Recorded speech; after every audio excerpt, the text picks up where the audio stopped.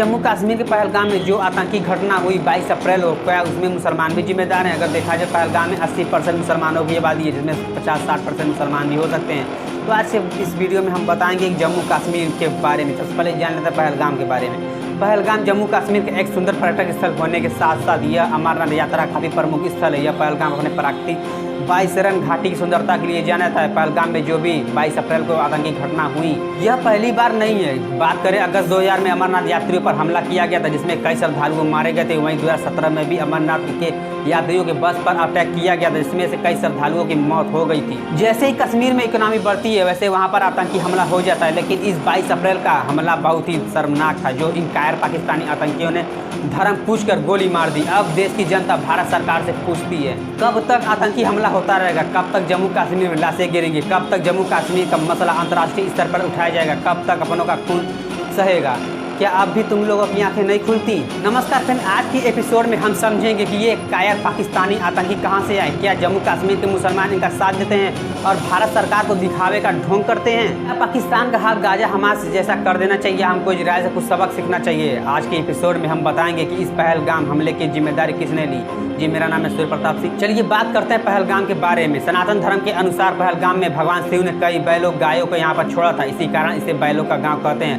पहलगाम में 2011 की जनगणना के अनुसार 80% मुसलमान और 17.6% सनातन धर्म के लोग, 2% से भी कम दलित लोग रहते हैं। पहलगाम जम्मू कश्मीर के अनंतनाग में स्थित है। यहाँ पर 80% मुस्लिम आबादी होने के बाद भी यहाँ पर पर्यटकों की देखरेख करते हैं। पहलगाम से 6 किलोमीटर दूर कोई सुरक्षा पुलिस नहीं थी। इन आतंकियों ने मारा और काफी देर तक पहलगाम में रुके भी।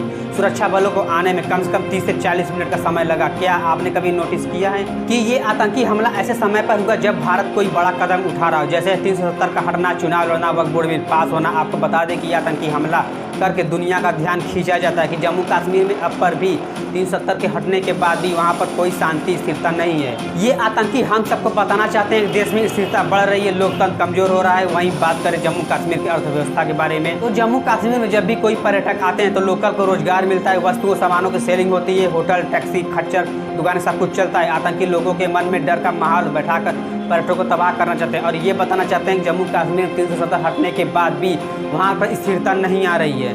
अब बात यहाँ पर यह निकल कर आती है कि पहलगाम जहाँ पर आतंकी हमला हुआ था वो पाकिस्तान के सीमा से, POK से, यानी काफ़ी दूर है। देखा जाए तो कम से कम 8 से 10 घंटे का रास्ता है। तो पाकिस्तान से कोई आतंकी आया नहीं होगा। इससे साथ जार ये होता है कि जम्मू कश्मीर के 40 से 50% मुसलमान ने आतंकवादियों का साथ दिया होगा। और ऐसे में बात साफ निकल कर ये आता है, जम्मू कश्मीर के मुसलमान पाकिस्तान के टच में रहते हैं, पाकिस्तान के संपर्क में रहते हैं, क्योंकि ऐसा देखा गया है कि जब भी जम्मू कश्मीर में कोई आतंकी हमला होता है, आतंकी हमला होने के बाद जब भारतीय सुरक्षा एजेंसियां, सेना जांच पड़ताल के लिए जाते हैं तो जम्मू कश्मीर के मुसलमान लोग ही भारत की सेना के ऊपर पत्थरबाजी करते हैं। ऐसा देखा गया है वहाँ पर। और जैसे ही जम्मू कश्मीर में आतंकी हमला होता है, वहाँ के लोकल दुकानें पहले ही बंद हो जाती हैं और वहाँ के मुस्लिम लोग भारत की सेना पर कड़ी नज़र रखते हैं और जानकारी पाकिस्तान तक पहुँचाते हैं। जैसे यासीन मलिक, महबूबा मुफ्ती। और इस पहलगाम हमले में कोई लोकल चाय वाला, भेलपुरी वाले को गोली नहीं मारी गई।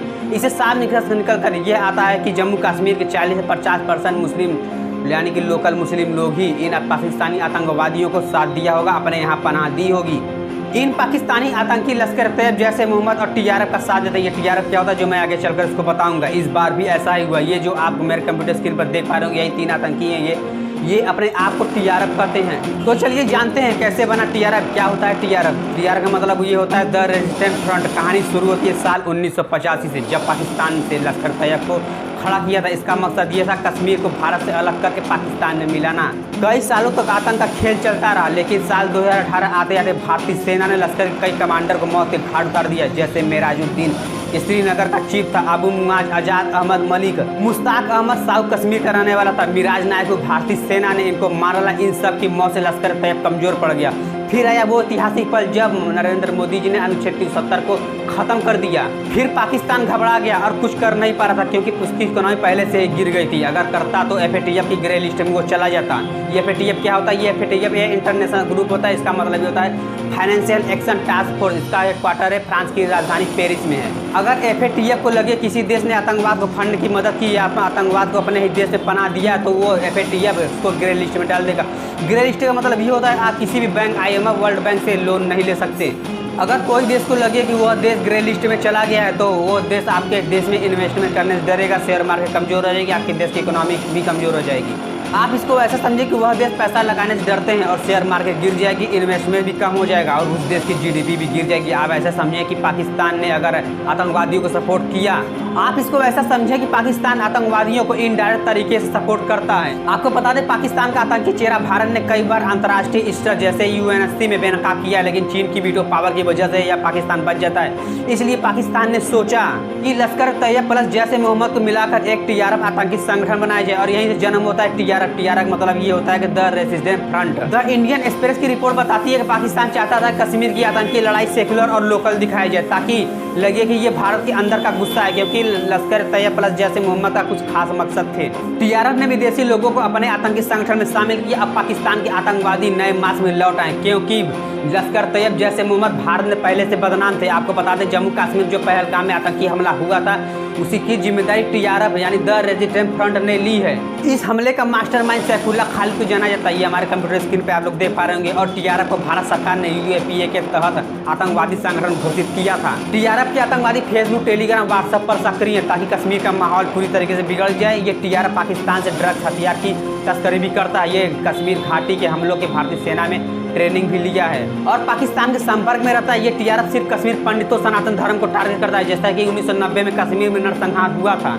आपको बता दें, टीआरएफ ने 2021 में माखनलाल बिंद की हत्या कर दी। टीआरएफ और भारतीय सेना में कई बार झड़पें भी हुई। टीआरएफ को फेसलेस आतंकवादी कहा जाता है, यानी ये ऑनलाइन जिहाद करते हैं और उन वीडियो को सोशल मीडिया पर डालते हैं ताकि कश्मीर का माहौल बिगड़ जाए। इनको पाकिस्तान से ट्रेनिंग मिलती है। टीआरएफ का मकसद वही है जो लश्कर तैयब और जैश ए मोहम्मद का होता है, जैसे गैर मुस्लिमों, अल्पसंख्यक दलितों की हत्या करना, कश्मीर में डर फैलाना। ये टीआरएफ पाकिस्तान की सरकार के इशारे पर ही आतंक फैलाते हैं।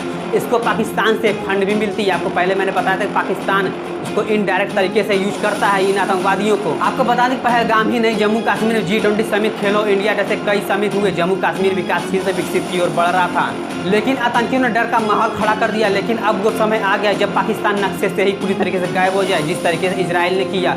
हमको इजराइल से पूरी तरीके से सबक सीखना चाहिए। वहीं भारत ने 5 ऐसे बड़े फैसले लिए जो पाकिस्तान की पूरी तरीके से होश उड़ गए, जैसे इंडस वाटर ट्रीटी को 1960 को निलंबित कर देना। अब पाकिस्तान की जीडीपी में जो कृषि की वजह से थोड़ा बहुत लाभ हो रहा था, अब पाकिस्तान की पानी हमारे इशारों पर बहेगी। दूसरा है अटारी बॉर्डर भागा सील हो गया है, यानी कि यहाँ से पाकिस्तान और भारत में ट्रेड व्यापार होता था, अब वो भी बंद हो गया है पूरी तरीके से। तीसरा है पाकिस्तान के सार्क वीजा कैंसिल, इन्हें 48 घंटों के अंदर देश छोड़ने के लिए कहा गया है।